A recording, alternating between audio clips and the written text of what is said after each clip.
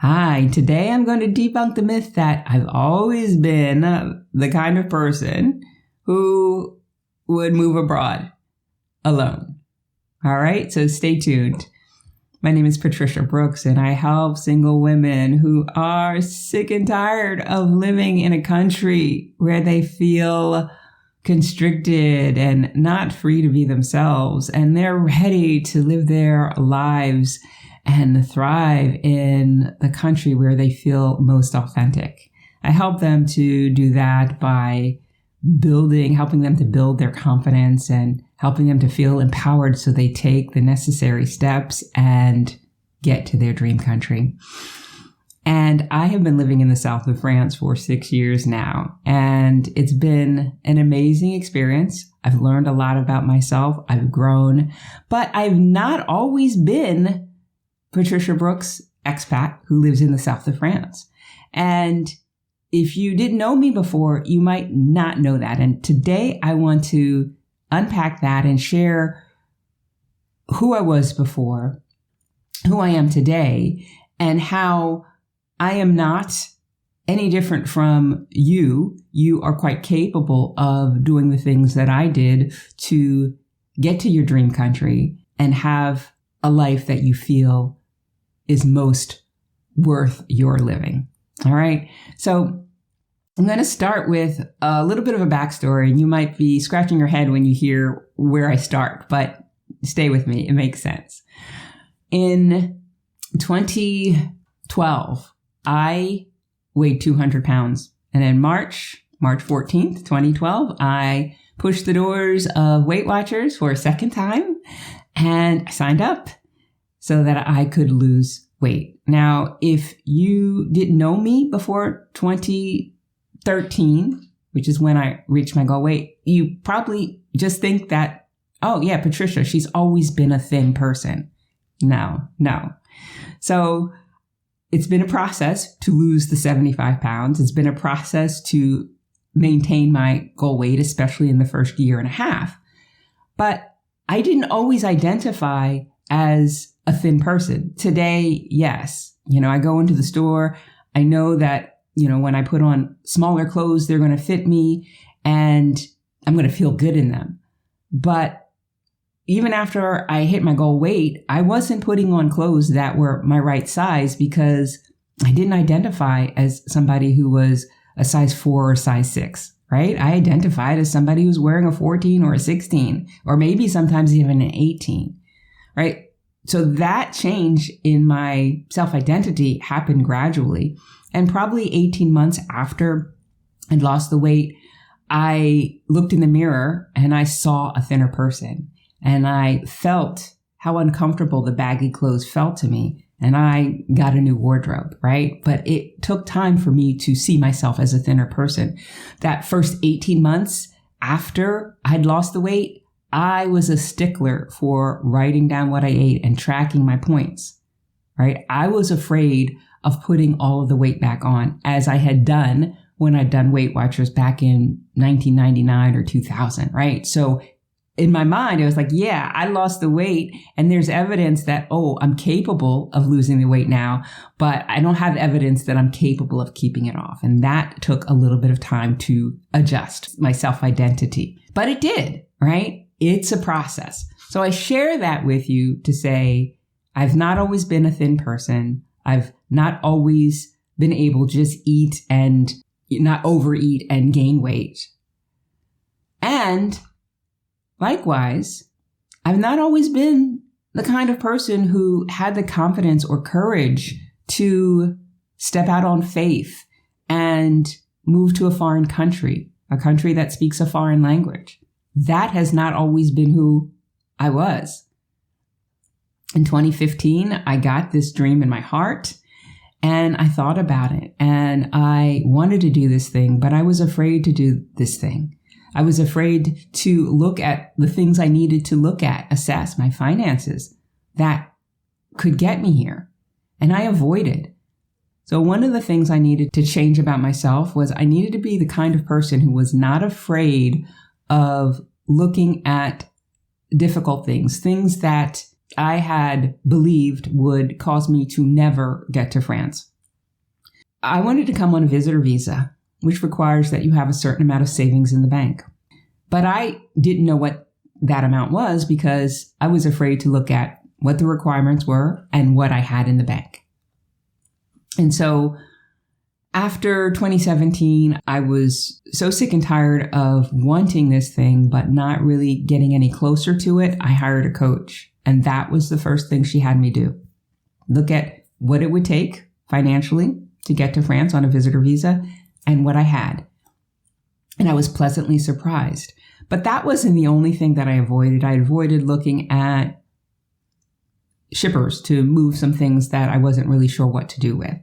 And that was a costly experiment as well. So I needed to become the kind of person who was not afraid of taking the steps that scared me and of looking at my finances, right? So that was one thing that really got me moving. Once I did that and I found out, I have enough for 2 or 3 years, I was good. That helped me to actually move forward the most. But that's not always who I was. And sometimes I still work on this avoiding piece, around other goals that I have in my life. But I recognize that this is a sticking point for me. I also had to become the kind of person who was willing to move forward without having everything figured out. And this is a quality or characteristic that is necessary for you to make a move abroad. And this is something that one of the members of my program, the Carefree Expat Incubator, brought up in a call recently. She said that she needed to be somebody who was willing to not have it all figured out before she took a step forward. And that was true of me as well. If that were the case, if I had needed to have it all figured out, especially how I was going to support myself long term, I probably still would be in the United States because I wouldn't be comfortable coming on a sabbatical for a couple of years and living off of savings. But that would have made it so that I didn't have this experience and I didn't get the knowledge and the understanding of what it takes to move abroad confidently and sustainably, so that then I could set up a business that would support me and help other women do the same thing. Because if I was still in the United States, nobody would hire me to do what I'm doing today, right? But I didn't have it all figured out. And if I'd needed that, then this wouldn't be the case. And if I were to be looking for a job in project management that I could do abroad, that might have been a bit of a challenge too, because the energy I had for project management, the passion I'd had for project management, had kind of dwindled over 20 years of doing it. So looking for a project management job might have taken a mighty long time for that to materialize. Okay, so that is something else I needed to do or change about myself. I needed to be comfortable with the unknown and knowing or feeling capable that I would be able to go with the flow and things would work out. I mean, it's a matter of faith. A big piece of that is faith for me. I had to just believe that things would work out. And a lot of times when you do this, when you take a step forward without having all of the answers or having it all figured out, you are in a different vantage point. And so sometimes you see things differently. There are different people in your life that might be there that could help you. But when you're standing still, that's not the case. And so you can really feel stuck. And finally, I needed to believe in this opportunity, moving to France. And I needed to believe that this opportunity was possible for me. I needed to have the confidence that it was possible for me, because I can look and see other people doing it. But until I believed that it was something that I was capable of doing, then I was not going to do what was necessary. I was going to continue to avoid doing the work or looking at my finances. But once I believed that, it's possible for a 51-year-old woman to make a move abroad. Before, I just seen younger people moving abroad, but I'd done some research and I'd seen people retire abroad, but then also people in middle age as well. doing this thing. And I thought, okay, well, they're doing it. It's not impossible. And that started to crack that belief. But until you believe that the thing you're going for, be it move abroad or lose weight or find the perfect mate, whatever that is, until you believe that's possible, you're probably going to struggle with that, right? And that is something I needed to do. I needed to break that belief barrier so that I could take the steps and move forward more confidently. And then finally, I want to share with you how this change in self-identity for me moving abroad has gone on, right? Initially, before I'd hired my coach, I didn't have the belief that it was possible for me. But I got sick and tired of not being in my dream country. And so I took a step forward, hired a coach. And that opened up the door because that allowed me to stop avoiding. That allowed me to see, oh, I've got the funding. Okay, so this is more likely. This is more possible. That built the belief. And I became willing to just go and figure some things out along the way. My career, for example. All right. So that is the process. But still in my first year, the end of my first year, middle of my second year, didn't necessarily feel confident that I would be able to sustain myself here in France long term, right? The end of the first year, when it was time for me to renew my visa, I was, the fear welled up. Oh, do I still have enough in savings? Oh, will they give me another visa? All of those things welled up inside of me. That second year, they were still there, but it was less. It was like, oh no, this is your life now.